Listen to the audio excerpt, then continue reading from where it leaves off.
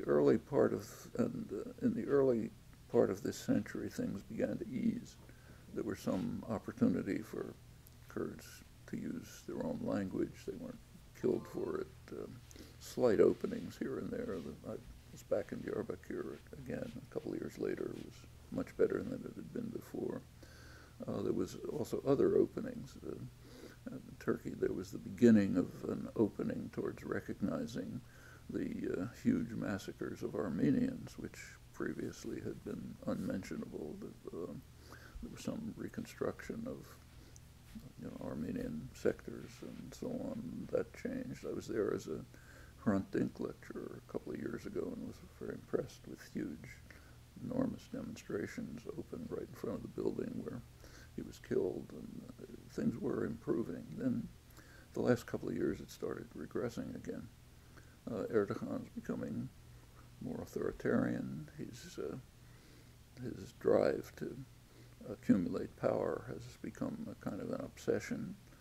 It's combined with increasing attacks against the Kurdish population, what you described, I need not review. It's related to what's going on in the neighboring countries. In some of the worst atrocities in terrorist atrocities in Turkey. In fact, the one that inspired his diatribe against the signers of this a petition were actually ISIS atrocities. Erdogan has been supporting ISIS. The border has been essentially open to jihadis flowing into Syria. Turkey was accepting oil shipments from ISIS. They were compelled to formally block them, but they still come in by smuggling routes. Meanwhile, the main ground forces opposing ISIS are Kurds.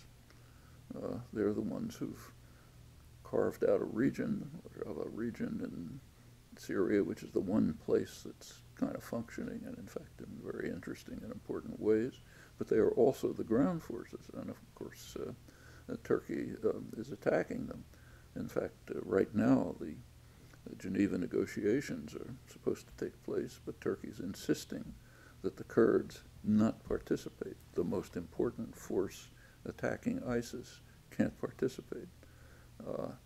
They're very closely connected to the Kurdish groups, PKK in Iraq. They're basically offshoots of the same group, and those are, the terrorists. And meanwhile, he's not only giving tacit support to ISIS, but open support to the al-Nusra Front, which is barely different from ISIS. It's a turf battle, but they're pretty much interchangeable.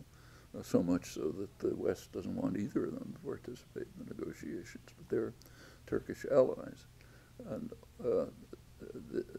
so in this complex of circumstances, you have Erdogan trying to amass more and more power to himself based by the traditional technique of inspiring nationalist hysteria and fear of terror, which in part he's instigating.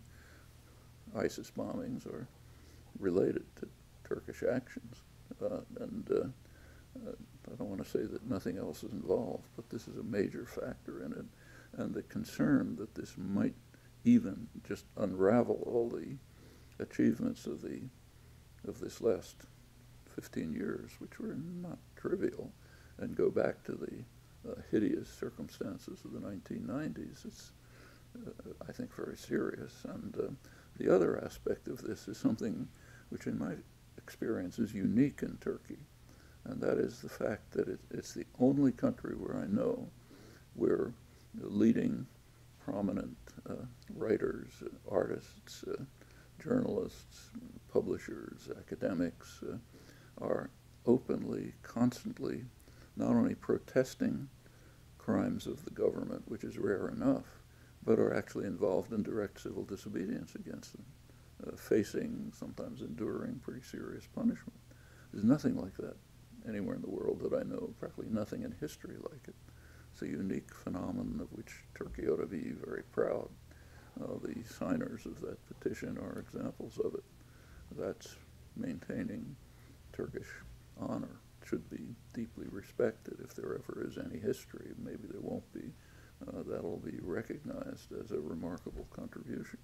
And I think that's the situation we're now seeing develop. Unfortunately, the world is keeping quiet about it, but that was true in the 90s as well. It wasn't just the United States was supporting Turkish atrocities. Germany was supporting them. Others were.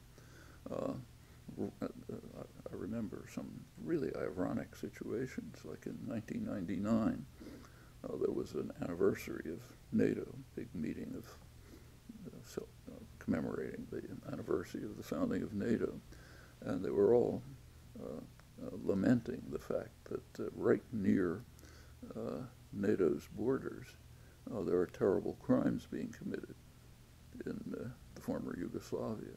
Meanwhile, within NATO, there were much worse crimes being committed with the help of the NATO powers, the crucial help, and that wasn't even discussed. This kind of circumstance, even barely even being reported, that's what we face in what's called Western civilization.